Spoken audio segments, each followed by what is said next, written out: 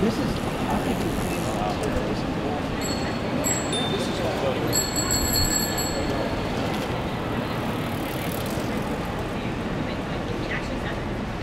is all surfaces as relevant.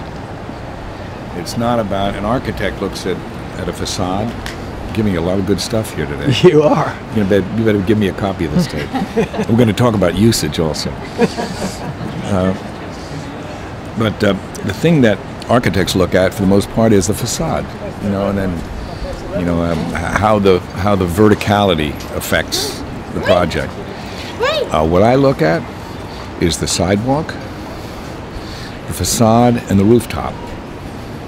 All of those are viable sources of expression, use, and differentiation. You saw my sidewalk? Right. What did that do? That made, and I turned a building that was a warehouse building into the Soho building. That's branding. Yeah. And it identifies that as a one-of-a-kind place in the city. Took an ordinary building, made it the Soho building. This was 25 years ago, and then put a sidewalk down. I had to repair the sidewalk, but let's do something with it. Don't just put asphalt. That's the easy way out. That's what everybody does. Right. But there's a surface here that needs to be looked at. And there's a way to express it and differentiate. And I said to my partner who didn't get it, I said, Steve, I bought him out and then I lit it up. I said, Steve, I'm doing this thing, and I guarantee you, if I don't develop $1 a square foot and 170,000 square feet up there, then I'll pay for the sidewalk.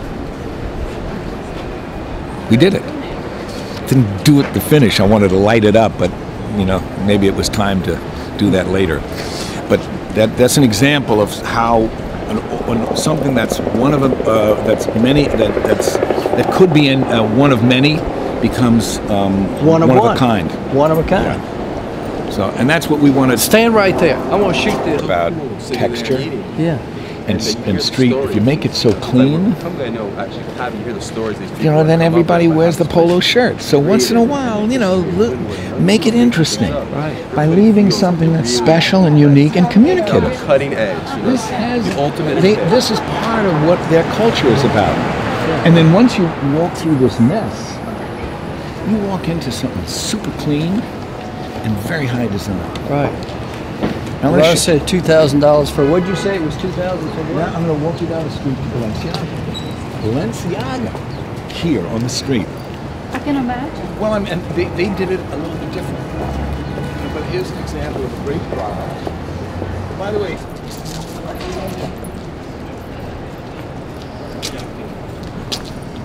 it just seemed it replaced a primary purpose.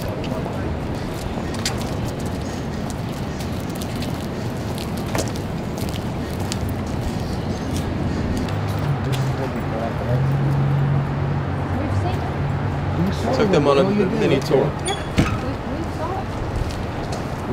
They have a sign. Not too glaring, but look how they treated the entrance. You can go ahead.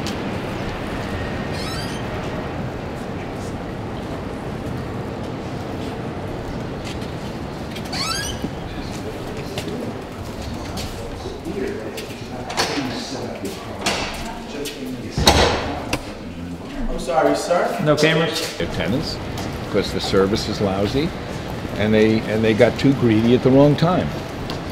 So I'm going to check.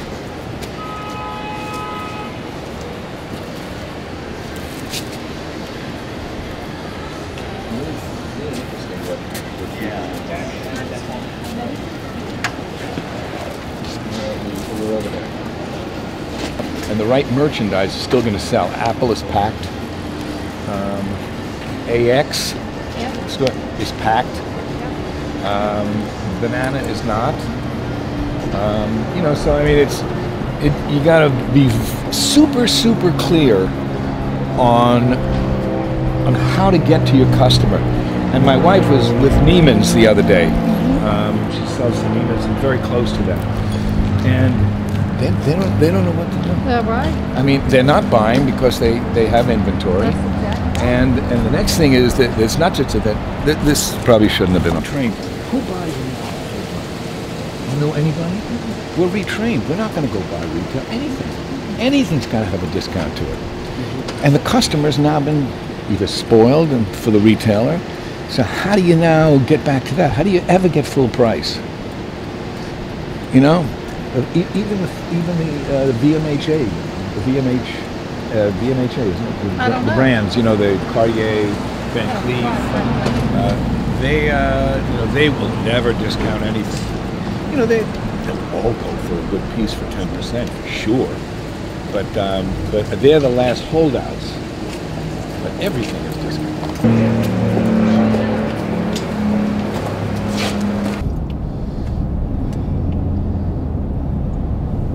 Because when bland is gone, flavor prevails. I think people of taste will always want some flavor. There's always going to be a cut of the population that's going to want it. Is on Bleecker Street. Now Bleecker Street's we're just gonna drive right through it. Cuts right through the center of the West Village. Then there's Greenwich Village, and then there's the West Village, and all of it is similarly scaled, and it's all very precious, and it's all landmarked, and it's really, I think, the center, the West Village especially, the center of the gay community. Not in New York, gay communities everywhere, but it's the concentration of the gay community in the West Village, and it historically was, and now it's everything in New York is so mixed, and it's so very healthy actually. It's got lots of small shops, really small. Do you know the street, Ros? Bleecker, no, I do not. This is a street for you to walk down at some next visit or whatever, and it's got all of the very hip brands and non-brands, or brand wannabes, and numbers that are crazy. I mean, $400 or $500 a square foot, you know, for retail spaces that are 500 feet, 800 feet, but they're all small spaces. And in small spaces, that's the illustration I want to get to, is small spaces is where I believe we need to go in this next chapter. Small and affordable. Right. That's why, Joe, I can't wait to show you what this thing I'm working on. Yeah, I agree. So, because whether it's downsizing or whatever, small stores give you an opportunity for one person or two person to run the store. You have control of your merchandise, and it's a matter of the fact you can't do a small store in a furniture operation, you know, but you can with accessories and some clothing, and the rent per square foot's a lot better too, isn't it? Yes, it is. Yes, it is. But the price point to the customer, to the retailer, can be affordable, even at a high point. At a high point in the per square foot number. But here, the relationship of the human scale to the buildings is very different, and how the sunlight comes into the streets. This is the beginning of Bleecker Street here.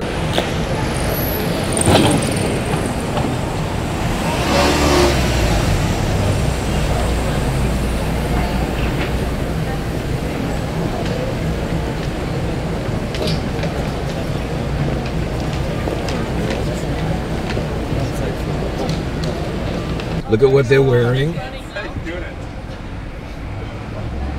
how lovely.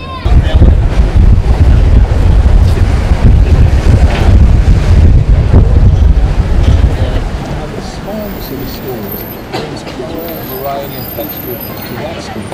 Now, how much retail? I mean, but how much residential? Street in Philadelphia, and what we have here in Green Street in Soho. The fact that they've been kept as unique as they are, and as we're going to turn right here. We're going to go over to 9th Avenue, then go down 9th Avenue onto Bleecker Street, and then I'll tell you where to go after that. I think that it's held our values up because the customer still is interested in these unique areas and these unique blocks, and will come, and we've put enough together so that there's some critical mass of great of great energy producers and creative entrepreneurs. You know, about the surprise. Yeah, it is a surprise. And that's part of the appeal. Yeah. Is the surprise of, I did that in my first restaurant. I had a garage for garbage trucks that I converted into the Great Supper Club downtown in New York, in Soho. And the key was, it had 27-foot ceilings, but you couldn't know it from the outside because I kept the old garage. The minute you walked in the door, the whole thing opened up with 15-foot, 16-foot trees, and you were in this new place. I transported you. So if you can do that to a customer, you've taken them out of one environment into another. And this even gives you almost this runway of a bridge. What do they call it when you walk off the plank? A plank you're walking through something into another shape. It almost brings you in this way. Come on, let's take a look and see what's inside.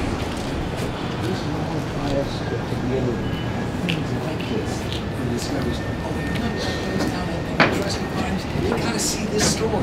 We gotta see those bathrooms. Well, you gotta see this, and you gotta see that. Absolutely. Nothing but details. And look at this. Goes either way. Goes either way. We're waiting for you. Thank you. I'm sorry, you can't film in here.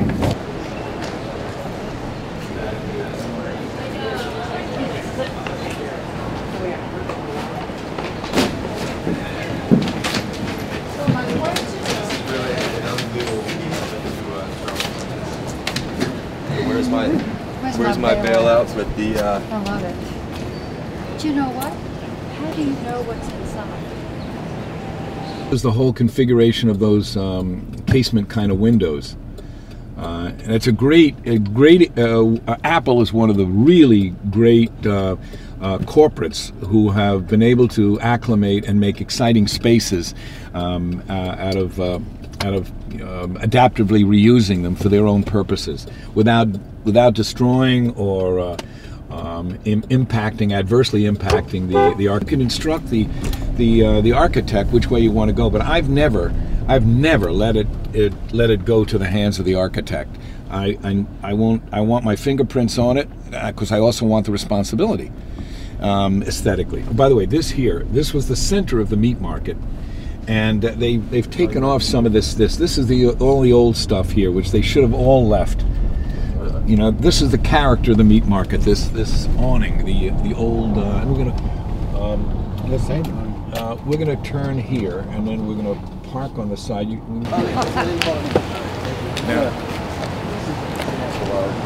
of the old and the new. This is the original of the old language, the old language of an era.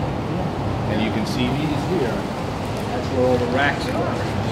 They would hook the beef, the whole side of beef, to these hooks, and all of these spaces were occupied by meat operations. And What was upstairs?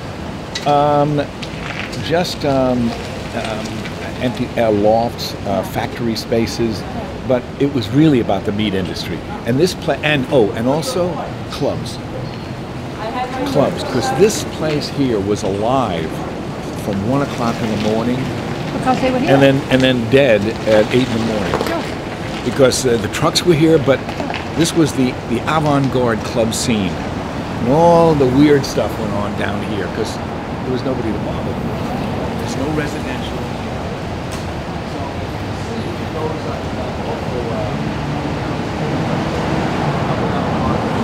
Big building in there called the Chelsea Market, which Okay, and down here, again, this language should be. This is good stuff.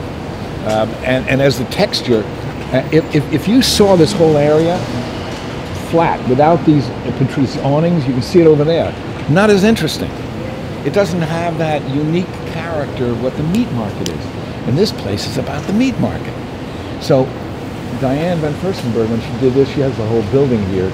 She at least carried this out. The language of it was carried out through the same use of materials, same kind of materials here, but and whether it's a corrugated metal or a corrugated glass or plastic, but the same language is consistent throughout, and it keeps the vibe.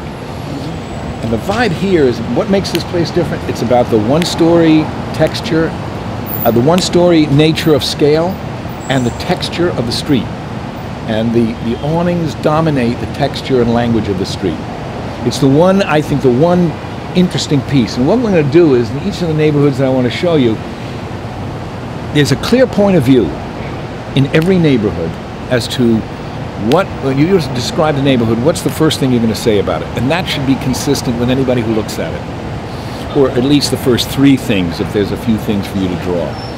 And this is a beautiful adaptation of it too. Not just the awnings, but the tiebacks. It takes you into a moment of time, you know, on the sides of the building, and it's a wonderful detail that without this and that, it's another building. It's just another brick building. And there's also another whole secret to the success of a pedestrian neighborhood that relates to the proper scale of sidewalks to street bed to sidewalks to building heights. You know, that's what makes us very comfortable, and Soho has it. It has that, maybe the 12 or 13-foot sidewalks. I think it's a 35-foot street bed. There's a relationship. If you put the two sidewalks together, it should equal the street bed. Just in terms of balance. You know, and it can't be too small because two people can't walk next to each other. It can't be too much street furniture or trees in the way because maybe if that's what you want or you don't want, depends. You know, you have to design your room based on the kind of lifestyle you have. Anyway, what I thought we would just take a look at, you can see, I mean, you can really see it from here. These are a lot of the newer stores. The Scoop is one of the more fashionable stores, and they've kind of taken, I think, 3 or 4 of them. And that's the old relic, heifers, hogs and heifers, a real biker's bar. It's been here for ever. So, and it's still in the transition. Now, what you can see here is the new meat market area.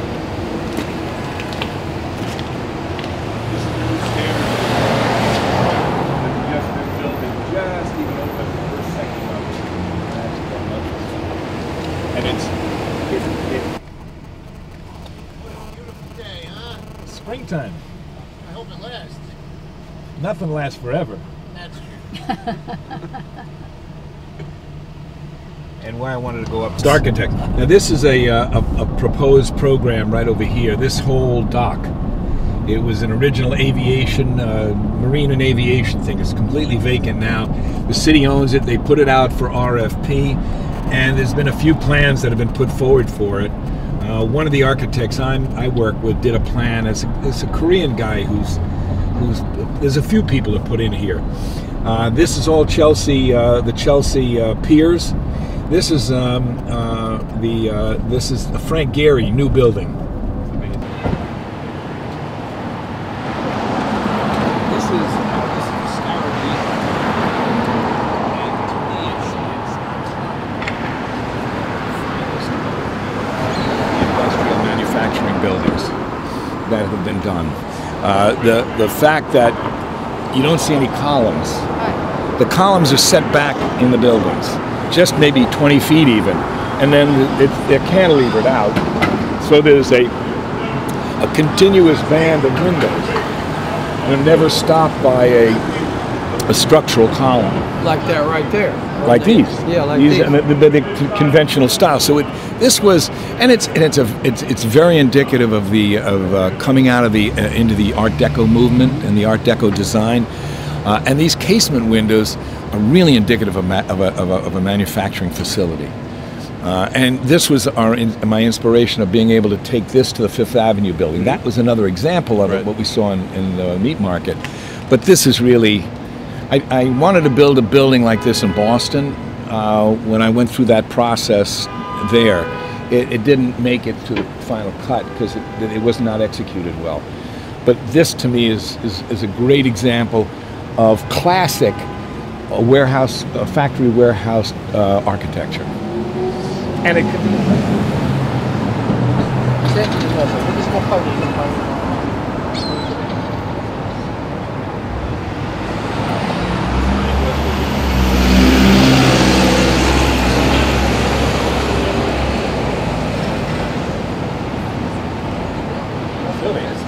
Because otherwise you got lost wall space right here. You got a constant. And now that's okay in certain businesses, but if you're having a factory and you're sewing, you want to know that the light's coming in from everywhere, so that one, it cuts down on your bills, and two, you have, it's a work environment that's fantastic. Right. There's another building up which we'll see maybe in the next visit, but there's one that you can actually drive your car. It's across the street from where we're having dinner tonight. It's on 16th, where you drive your car right up to your space. Oh. Trucks. The trucks will drive right up to the space. That's also another square block of, and how innovation, how architectural innovation married with facilities and needs and practical use for building purposes, for business purposes. But anyway, so this is an example. I wanted you to at least see it. You can see how it steps back and how graceful it is. A massive building like this, it just flows though. It doesn't accentuate the verticality of it, which a building like this, these columns accentuate a verticality. Here, it's all about the horizontal lines that take a mass like this that can really be oppressive visually and make it flow. So that it flows with the skyline and against the skyline there, and the air and light, and how these sculpturally step back. I don't know, it's stuff that I find fascinating. I think it's fascinating too. Residential, and that's another issue of Chelsea too. But it's a place that is occupied by primarily art galleries and clubs. What I wanted you to see here, it's worth stepping out to. It's probably one of my favorite buildings in New York. Maybe pull over here, and you should see it because I'm going to refer to it from time to time. And Joe, I want you to see it too. Let's stop here for just a second. Pedestrians and bicycles, roller skaters, joggers, and it goes all the way. It goes all the way up, I think, to.